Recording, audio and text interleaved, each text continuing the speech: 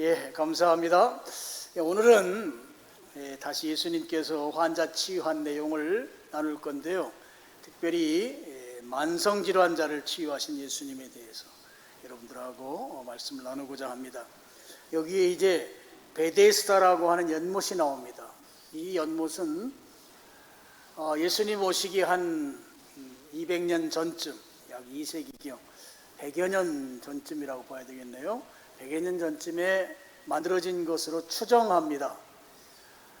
그동안은 이 연못이 흙으로 덮여 있어서 알지를 못했어요. 알지를 못하고 있다가 1888년, 지금부터 한 130년, 137년 전에 성안나교회라고 하는 그 교회당을 수리하다가 이 베데스다 연못을 발견했습니다. 여기 안나라는 말은 이제 영어로 안내라고도 부르고 히브리 말로는 한나입니다. 여러분, 한나라는 말이 은혜라는 말이죠. 그래서 이 한나인데 왜 이 안나냐 하면 안나가 바로 예수님의 육신의 모친인 마리아의 어머니의 이름입니다. 그러니까 예수님으로 따지면 외할머니 이름이 한나인 것이죠. 마리아의 아버지의 이름은 요하킴인데요. 이 말은 이제 구약 성경의 여호야킴이라고 하는 왕의 이름과 같이 하나님이 세운 종이다 이런 뜻을 갖는 그런 의미의 이름을 갖고 있습니다. 그러니까 마리아의 아버지 이름은 요하킴, 엄마 이름은 한나. 그 밑에 이제 예수님의 육신의 모친인 마리아가 태어났고, 마리아가 태어난 곳이 바로 그 베데스다 연못 근처이다. 거기에 기념교회로 바로 안나 성당이 세워진 것입니다. 뭐 이런 내용은 우리 성경에는 안 나오고요. 어디에 나오는가 하면 그 예수님의 동생인 야고보 있죠. 야고보 복음서라고 하는 성경이 아닌 외경이라고 부릅니다. 그 외경에 나오는 내용입니다. 여러분, 안나 성전, 안나 교회당은 그야말로 12세기에 건축된 건축물이에요. 그러니까 지금부터 한 1000년 가까이 된 그런 아주 오래된 건물인데, 제가 그 건물에 가서 찬양을 부르면서 눈물을 엄청 흘렸어요. 이 건축물이 요즘은 우리가 이 마이크 시스템이 있고 또 음향 시설이 있고 해서 인공적으로 우리 교회당은 상당히 이 음악 연주하시는 분들이 아주 좋은 소극장이래요. 아주 굉장히 그 공명이 잘 일어나는 그런 예배당 구조로 우리 교회당이 지금 되어 있습니다. 사람이 그렇게 만들 수 있는데 그런 그 공명을 만들어내는 건축 기술. 그러니까 마이크가 없어요. 그런데 마이크로 나오는 소리 그 이상으로 엄청난 그 화음을 만들어내는 그런 건축물이 이 안나 성당이에요. 그래서 제가 우리 교인들 성지 순례갈 때 아마 현지 가이드가 별로 그렇게 권하지는 않을 건데 꼭 그곳에 가서 찬양을 해야 된다. 그래서 우리 아내가 아주 적극적으로 이야기를 해서 아마 여러분들이 찬양한 그 영상을 한국에서 같이 간 가이드가 찍은 걸 제가 갖고 있어요. 그래서 여러분 그 영상을 보면 공명현상, 마이크 없어요. 공명현상이 나타나면서 이게 이렇게 건축이라고 하는 것이 이게 창조성이 있는 거거든요. 그러니까 참 대단한 건축물이다 하는 것을 제가 새삼 깨달았던 이 건축물이 바로 이 안나 성당인데, 그곳에서 우리 교인들이 찬양 부른 거 한 1분 조금 넘는데요. 그거 한번 잠깐 먼저 보고 그 다음 말씀드리겠습니다.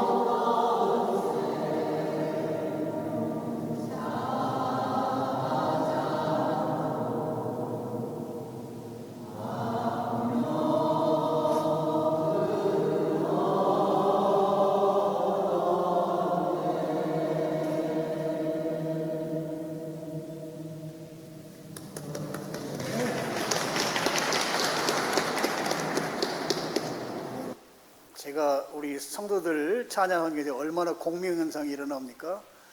근데 제가 조금 약간 마음에 아주 화가 난 게 있어요. 뭔가 하면 저는 찬양을 부르면서 첫 소절이 나오면서 눈물이 줄줄 났는데 교인들 내가 한 사람 한 사람 다 봤거든요. 한 사람도 안 우는 거예요. 왜 이렇게 안 우는가? 이 담임 목사는 여러분하고 20년 가까이 지금 같이 신앙생활을 하는데 이 담임 목사의 영성이 좀 여러분들에게 좀 넘어가야지. 나는 그냥 거기서 줄줄 울면서 그냥 그 공명에 취해가지고 주님이 이 찬양을 받으실 걸 생각하면서 막 그 울면서 찬양을 한 기억이 있는데, 우리 교인들은 냉정해요. 그냥 한 사람도 뭐 눈물이 어디 있어요, 눈물이. 그래서 제가 속이 상했던 적은 있습니다만 이 농담이고요. 어쨌든 아주 대단한 건축물이다 하는 거 제가 거기서 찬양을 부르면서 또 여러분이 아마 지금 들으면서도 저렇게 공명현상이 나타날 수 있을까 싶을 만큼 이런 대단한 건축물이에요. 그게 바로 십자군 전쟁 이후에 지어진 건물인데 옛날에 그 건축 기술이라고 하는 것이 그야말로 상상을 초월할 만큼 탁월한 건축 능력이 있었다 하는 것을 새삼 느끼게 만든 것이 바로 이 안나 성당입니다. 이스라엘 민족이 1948년도에 독립했잖아요. 독립하고 10년 지난 1957년에 이 베데스다 연못을 정밀하게 발굴을 시작합니다. 발굴해 보니까 연못이 한 개가 아니고 두 개인 거예요. 두 개인데 크기가 어마어마해요. 두 개를 합쳐서 길이가 얼마 정도 되냐 하면 정확하게 정사각형 또는 정확하게 직사각형은 아니에요. 약간 좀 마름모꼴의 그 크기인데요. 한쪽 길이가 100m에서 110m 정도 됩니다. 여러분 연못이 두 개를 합쳤더니 길이를 재보니까 100m에서 110m 정도. 굉장히 큰 규모죠. 폭이 얼마인가 하면 60m에서 80m 정도 돼요. 그러니까 그렇게 큰 폭을 가지고 있는 또 큰 넓이의 그 연못이 바로 둘로 되어 있더라 하는 거예요. 깊이는 얼마냐? 깊이가 7에서 한 8m 정도 됩니다. 그러니까 두 연못의 중간에 가림막이 있는데 가림막이 한 6m 정도 되는 그 분리벽이 만들어져 있는 것을 발굴했죠. 물론 지금 그 전체를 다 발굴을 못합니다. 왜냐하면 그 위에 다 성당들이 다 지금 세워져 있기 때문에 일부만 되어 있는데요. 그것을 이제 그림으로 그려서 이제 나온 것이 구글에 있는 걸 제가 여러분들에게 소개하겠습니다. 바로 당시에는 성 안에 이 베데스다가 있지 않았어요. 예수님 당시에는 성 밖에 있었고 양문 곁에 있었습니다. 그래서 저기에 붉은색으로 되어 있는 그것이 이제 행각이죠. 그래서 두 개의 연못으로 되어 있는 것이고요. 제가 가서 찍은 사진입니다. 그 다음에 바로 이 발굴한 장면인데 위에서부터 그 바닥까지가 바닥 지금 파란 부분이 지금 물이 없는 상태예요. 약 7에서 8m 정도 되는. 그러니까 빠지면 죽습니다. 떨어지면 죽을 만큼. 여러분이 그 베데스다 연못 하면 우리나라의 그 옹달샘 같은 거 생각하는데 전혀 그렇지 않죠. 다르죠. 직접 인공으로 만들었는데 북쪽에 있는 이 연못은 예루살렘 성에서 동쪽으로 그 기드론 골짜기로 이제 비가 오면 이제 물이 흐르고 비가 안 오면 이제 건천이 되는 그 기드론 골짜기로 하나의 그 냇물이 흘러내려가는 그걸 막아서 그 물을 이제 저장을 했던 거고요. 남쪽으로 만든 그것은 이제 순전히 다 화강암을 깎아서 바로 그 인공적으로 만든 두 개의 그 연못으로 되어 있다 하는 것이죠. 자, 이 정도로 우리가 베데스다에 대해서 상식을 가지고 이제 오늘 본문 3절을 보시겠습니다. 그 안에 많은 병자, 맹인, 다리 저는 사람, 혈기 마른 사람들이 누워 물의 움직임을 기다렸다. 지금 그 행각이라고 하는 것이 있는데 행각은 지붕과 기둥만 있는 건물을 말해요. 사람들이 비 맞지 않고 걸어간다든지 또는 뭐 햇빛을 차양시키기 위해서 만들어 놓은 그런 것을 이제 행각이라고 합니다. 그곳에 많은 병자들이 있었다 하는 것입니다.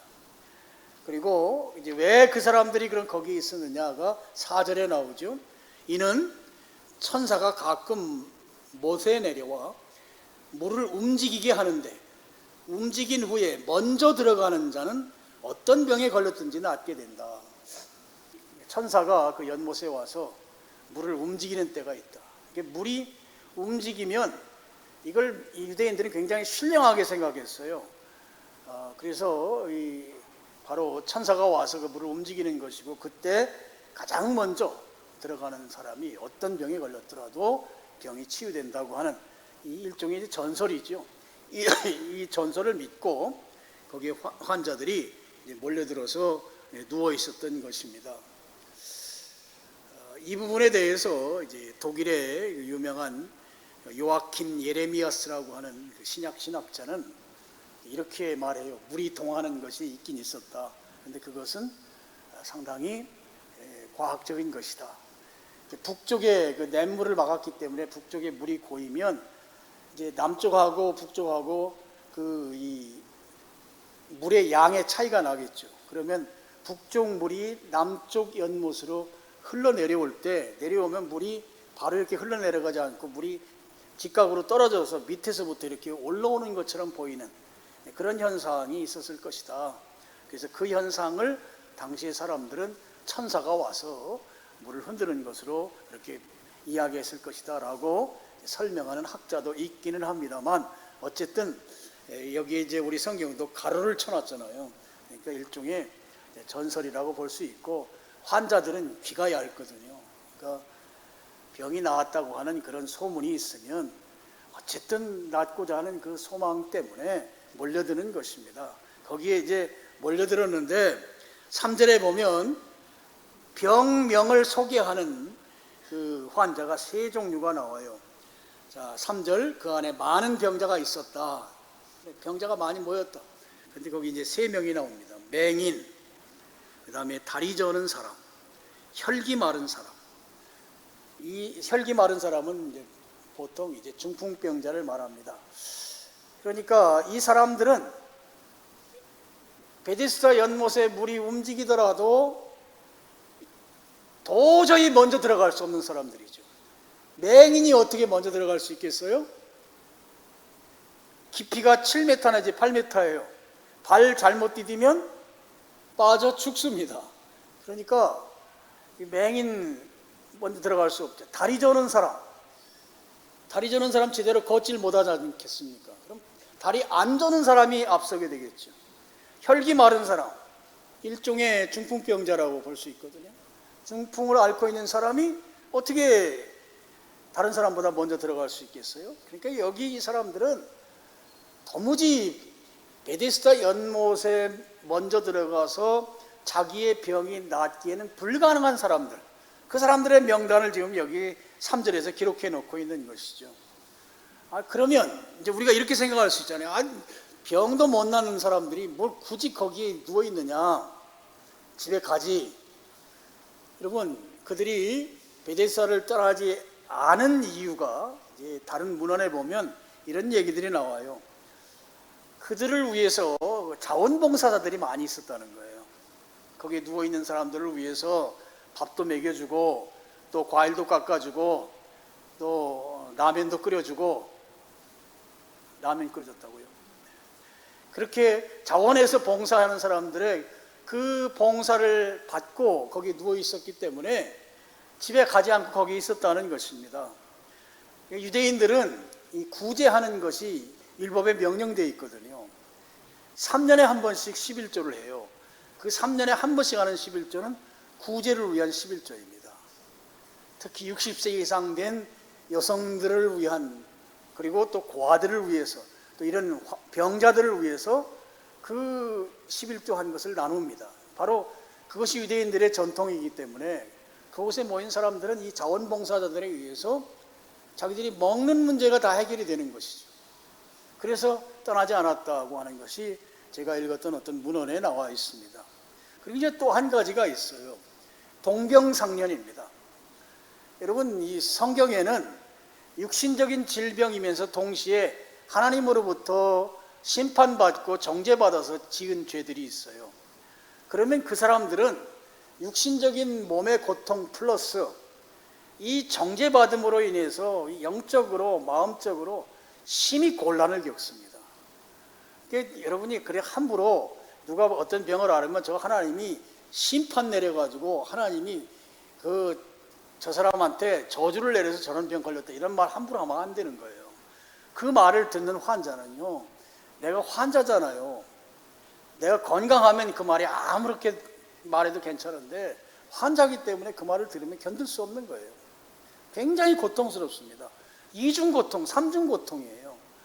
바로 그런 고통의 문제가 이 동병상련, 환자들이 같이 모여있기 때문에 이제 그런 정죄의식에 빠지지 않거나 또는 이 정죄감이 굉장히 자기가 충분히 감당할 수 있을 정도 수준에서 정죄감이 있게 생기는 그런 경우라고 볼 수 있는 거죠. 그래서 거기 병도 고치지 못하면서 왜 거기 누워있어? 라고 물으면 첫째는 자원봉사자들이 먹을 거 잘 챙겨줬다. 두 번째는 이런 어떤 정죄의식 또는 정죄당하는 것으로부터 동병상련으로 여러 사람이 같이 있었기 때문에 그걸 이제 나누어서 갖게 되는 그 삼중의 고통이 좀 줄어드는 그런 측면이 있었다. 여러분이 그 정도로 이해하시면 될 것 같습니다. 자, 5절 보겠습니다. 거기에 38배 된 병자가 있더라. 여러분 38년 동안 병을 앓았어요. 이게 성경에 그냥 기록되어 있으니까 한 구절로 지나갈 게 아닙니다. 이 사람은 자기 인생 자체가 질병을 앓았던 환자예요. 인생 자체를 환자로 살았다고요. 장기 만성병 환자입니다. 얼마나 고통스러웠겠습니까? 얼마나 괴로웠겠습니까? 일생이 환자로 살았단 말이죠. 6절에 보면 예수께서 그 누운 것을 보시고 병이 벌써 오랜 줄 아시고 그랬어요.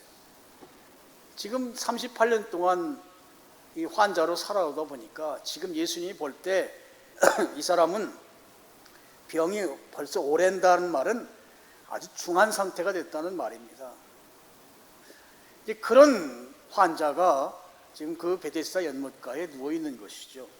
그때 예수님께서 이 38년 동안 환자로 살아온 이 환자에게 6절의 마지막 부분에 이르시되 내가 낫고자 하느냐라고 질문합니다. 여러분 이 질문 이상하잖아요. 환자에게 낫고자 하느냐 질문, 이건 안 해도 되는 질문이잖아요. 그래요? 안 그래요? 환자는 다 낫고 싶어 하겠죠. 그런데 병 낫기를 원하는 사람에게 야, 너 낫고 싶으냐?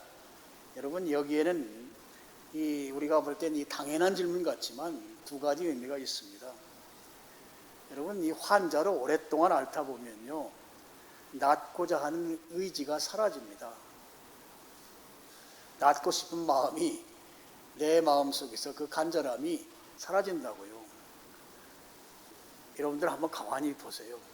질병도 처음에 아프고 고통스럽고 그럴 때는 굉장히 간절하다가 그것이 그냥 그럭저럭 견딜만 하면 그때부터는 기도도 잘 안 해요. 기도해요? 안 해요? 잘 안 해요. 안 해요라고는 아니고 잘 안 한다고요. 그냥 견딜만 하다 하는 것입니다. 환자로서 그 환자로 살아가는 삶의 루틴이 생겨버린 것이죠. 그래서 이대로 좀 사는 것도 괜찮겠다. 또는 이렇게 살다가 그냥 죽으면 되지. 뭐 이 정도로 생각할 수 있는 것이죠. 지금 그렇게 생각할 수 있을 것에 대해서 예수님이 질문한 거예요. 야, 너 낫고 싶은가? 계속해서 그냥 환자살이로 살만하니까 그냥 그럭저럭 살아갈 것이냐? 너 정말 낫고 싶으냐 말이에요. 정말 낫고 싶으냐? 예수님이 그의 그 환자로서의 루틴에 강력하게 도전한 것입니다. 또 한 가지 예수님께서 낫고 싶으냐고 질문한 의미가 있어요. 그것은 이런 것입니다. 예를 들면 여러분 자녀들이 그 로봇 장난감을 갖고 싶어요. 손주들이. 그래서 큰 마트에 가서 로봇 장난감을 사가지고 와서 차 트렁크에 딱 넣어놓고 손주나 자녀에게 묻습니다. 야, 너 이번 생일 때 뭐 갖고 싶으니? 물어요. 너 뭐 갖고 싶으냐? 근데 얘가 평소에 그 로봇 그 장난감 갖고 싶어 했었단 말이죠. 그걸 엄마 아빠가 알아요. 그래서 이 아이가 로봇 장난감 갖고 싶어요 라고 대답을 하면 이제 그때 그 대답을 듣고 그래 그러면 하면서 이제 차 트렁크에서 갖다 주는 것처럼 예수님께서 내가 낫고 싶으냐 하는 이 말씀을 물은 것은 내가 너를 낫게 해줄 수 있다 이거예요. 내가 너를 낫게 해줄 수 있다. 정말로 고침 받겠느냐? 그 질문을 하는 거예요. 나는 충분히 너를 낫게 할 수 있는 사람이야. 나는 그런 예수님이라고. 너 정말 낫고 싶은가? 나는 너 낫게 해줄 수 있는 능력 있는 자라고. 예수님께서 고쳐주실 마음을 잡수시고 그 환자에게 질문한 것입니다. 너 정말 낫고 싶은가? 여기에 대해서 이 환자가 대답합니다. 7절입니다. 7절을 같이 읽겠습니다. 시작.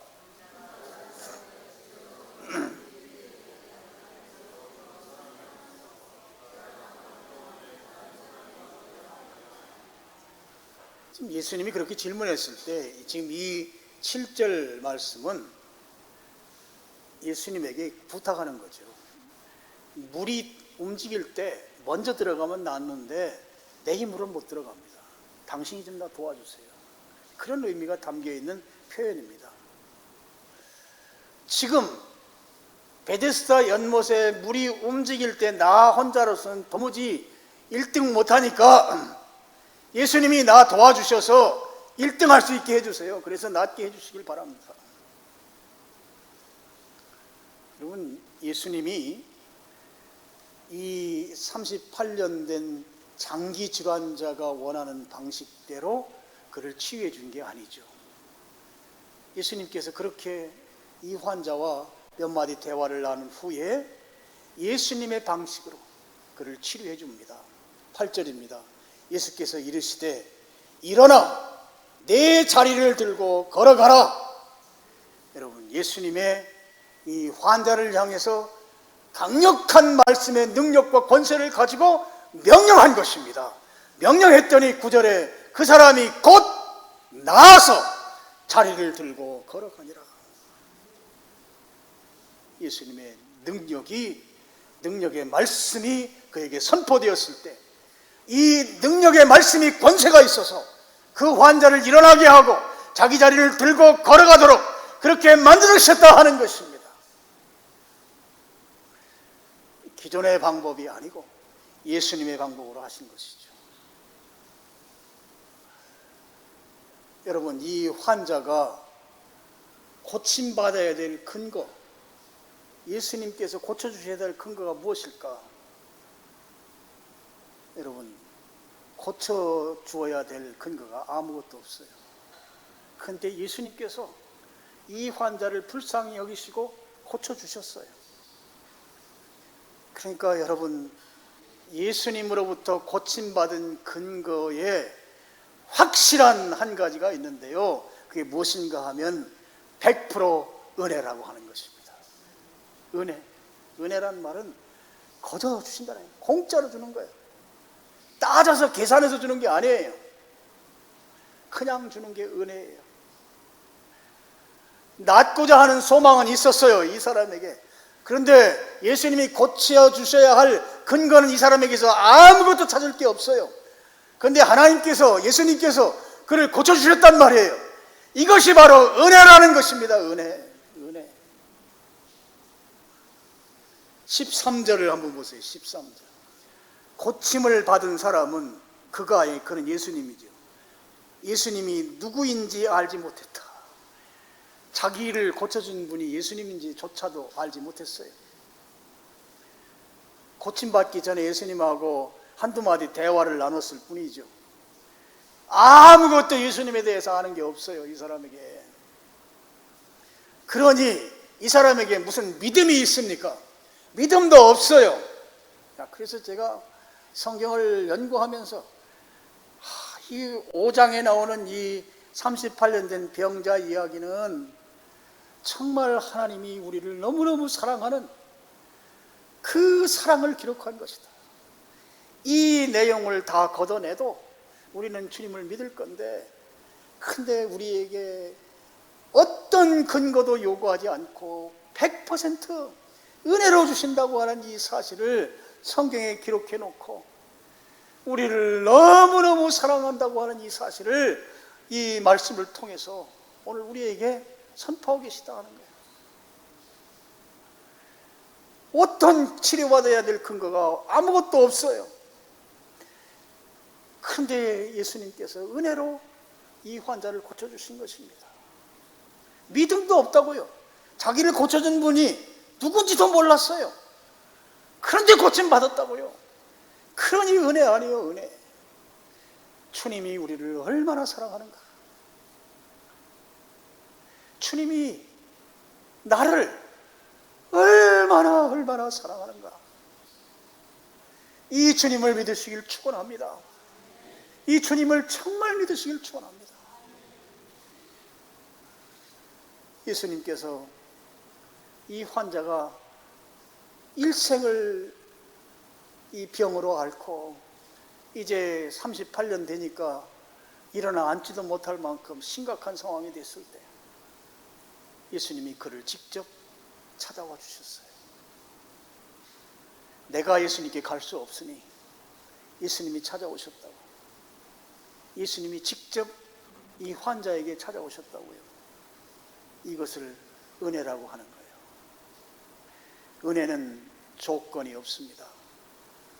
너 내가 병 고쳐줄 테니까 헌금해라, 이런 조건이 없어요. 너 내가 고쳐줄 테니까 너 죽도록 나만 쫓아와라, 나만 믿고 배반하지 말아라, 그런 조건이 없다고요. 바로 예수님이 어떤 조건도 따지지 않고 어떤 것도 묻지 않고 그냥 고쳐주신 거예요. 여러분, 이 은혜가 여러분에게 있기를 축원합니다. 이 은혜가 있기를 축원합니다. 주님이 나한테 와서 따지면 뭐 죄 지은 것밖에 더 생각나요? 죄송하죠, 부끄럽죠. 근데 따지지 않는다고. 그리고 고쳐주시는 거예요. 회복시키는 거예요. 이게 은혜입니다. 이 은혜가 임하기를 축원합니다. 여러분, 물이 움직인 후에 먼저 들어간 사람이 자기 병을 어떤 병이더라도 낫는다고 하는 이 베데스다는요, 바로 한마디로 말하면 경쟁이 있는 곳이에요. 경쟁. 베데스다라는 말이 은혜의 집이거든요. 은혜란 말이에요, 은혜. 근데 은혜와는 전혀 다른 모습으로 베데스다가 나타납니다. 아마 상상 한번 해보세요. 물이 움직이기를 사람들은 눈에 쌍심지를 켜고 쳐다보고 있을 거예요, 환자들이. 그러다가 물이 움직이면 마치 단거리 달리기를 하기 위해서 출발선에 섰던 사람이 그 신호에 딱 맞춰서 출발하듯이 아마 그런 모습들을 다 하고 있지 않겠습니까? 이런 사람들에게 양보는 있을 수가 없죠. 은혜의 집, 자비의 집이라고 하는 이 베데스다가 은혜를 전혀 경험할 수 없는 그런 곳.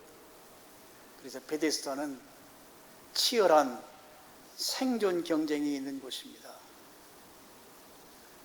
어떻게 보면 이 베데스다는 세상의 축소판이에요. 근데 이곳에 예수님이 오셔서 그 경쟁하는 방식이 아닌 예수님의 방식으로 그 환자를 고쳐주신 것입니다. 그 환자에게 권세 있는 말씀으로, 능력 있는 말씀으로 일어나 내 자리를 들고 걸어가라고 말씀하셨고, 그 환자에게 그대로 그 일이 일어난 것이죠. 그래서 여러분, 우리가 하나 좀 마음을 오픈해야 될 것이 있어요. 내가 과거에 이런 경험을 가지고 있는데 이 경험칙이 오늘날 내 신앙의 경험칙과 동일선상에서 해석되는 것을 조심해야 합니다. 내 과거의 경험이나 지식이나 세상의 이치와 다르게 주님은 주님의 방식대로 내게 역사하실 것이기 때문에 그렇습니다. 그래서 여러분 열린 마음으로 계셔야 돼요. 나는 그렇게 생각하죠. 우리 주님이 나에게 요런 방식으로 일해 주시길 원한다. 다 그거 있잖아요. 그래서 그렇게 기도하시잖아요. 근데 주님은 내가 원하는 그 방식이 아닌 전혀 다른 방식으로 일하실 수 있다. 여기에 여러분의 오픈 마인드가 되어야 된다 하는 것입니다. 주님이 일하시는 방식은 내가 원하는 방식이 아닐 수 있다는 거예요. 내 경험칙이 아닐 수 있다는 것이에요. 지금 38년 된 병자에게 지금 주님께서 그렇게 일하고 계신 것입니다. 그래서 여러분 열린 마음으로 주님이 어떻게 일하실지, 분명한 것은 주님이 일하시는 건 분명해요. 그런데 그 일하는 방식은 내가 계획한 그 방식이 아닐 수 있다고 하는 것을 여러분이 기억하셔야 돼요. 그래서 열린 마음으로 주님의 일하심을 기대하고 바라는 여러분 되기를 축원합니다. 베데스다가 세상의 축소판과 같다고 말씀드렸잖아요. 그래서 베데스다 연못가에 누워있는 사람들 가운데 병이 나을 확률이 높은 사람은요, 동작이 빠른 사람, 또 다른 사람들보다 병의 이 정도가 덜 중한 사람, 그런 사람이 나을 확률이 훨씬 높습니다. 정말 나아야 될 사람들이 있잖아요.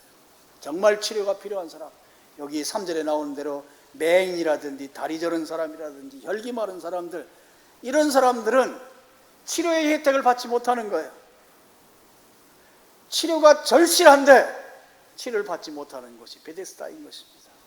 그래서 베데스다는 세상의 축소판이에요. 여러분, 우리는 지금 경쟁 속에서 살아가고 있습니다. 근데 이 경쟁이 1등만 손들어 주거든요. 이긴 사람만 박수 쳐준단 말이에요. 그러니 1등은 한 사람뿐인데 나머지는 다 2등 이하란 말이죠. 절망하는 거예요. 오늘 우리들에게 숙명적으로 다가오는 것이 절망입니다. 그런데 오늘 말씀은 우리에게 낙심하지 말라는 것입니다. 38년 돼서 절망 가운데 누워있는 이 환자에게 그 자리로 예수님이 찾아오신 것이에요. 오늘 우리가 뭔가 시도하다가 실패했어요. 그래서 좌절해요. 왜 다른 사람은 잘 되는데 왜 나는 안 될까? 우리 그런 말 입에 자주 오르내리잖아요. 왜 저 김 집사는 잘 풀리는데 왜 나는 안 풀리고 이렇게 꼬일까? 그래서 의욕상실로 낭패감 속에서 누워있는 그 자리, 좌절하고 있는 그 자리로 예수님이 직접 찾아오신다고 하는 사실입니다. 예수님의 찾아오심을 맞이하는 여러분 되기를 축원합니다. 예수님이 내게로 오시는 것이 해결책입니다. 예수님이 내게로 오심으로 말미암아 내 인생의 최대의 반전이 일어나는 것이에요. 일어나서 자리를 들고 걸어가는 놀라운 역사가 일어나는 것입니다. 오늘 그 예수님이 우리를 찾아오셔서 우리를 일으켜 세워주시고 다시 용기를 가지고 앞으로 나아갈 수 있도록 그렇게 이끌어 가신다고 하는 이 사실을 여러분 믿으시기를 축원합니다. 주님은 우리를 향해서 100% 은혜로 역사하시는 분이세요. 100%, 99가 아니고 100% 은혜로 역사하세요. 그래서 내가 과거에 어떤 삶을 살았든지 그것 때문에 여러분 연연할 필요가 하나도 없습니다. 주님이 은혜로만 오시기만 하면 그것으로 게임 끝이에요. 승리하는 것입니다. 그 은혜의 주님이 오늘 나에게 오셔서 나로 하여금 좌절하고 낙심하고 절망하는 그 자리를 들고 일어나서 걸으라는 것입니다. 주님이 걸으래요. 나를 치료하시는 그분이 걸으라는 것이에요. 그렇게 걸어가는 여러분의 길을 주님의 이름으로 축원합니다. 그렇게 당당하게 씩씩하게 용감하게 여러분 그렇게 걸어가길 바랍니다. 그래서 우리 그리스도인들은 주눅 들어 살면 안 돼. 주눅 들어 살면 제가 야구방망이로 여러분 엉덩이를 그냥 절대로 주눅 들어 살면 안 돼요. 당당하게 사셔야 돼요. 왜요? 100% 은혜로 나에게 오시는 예수님이 계시기 때문이에요. 그 예수님을 믿으시기를 주님의 이름으로 축원합니다. 예, 기도하겠습니다. 아버지 하나님, 오늘 만성장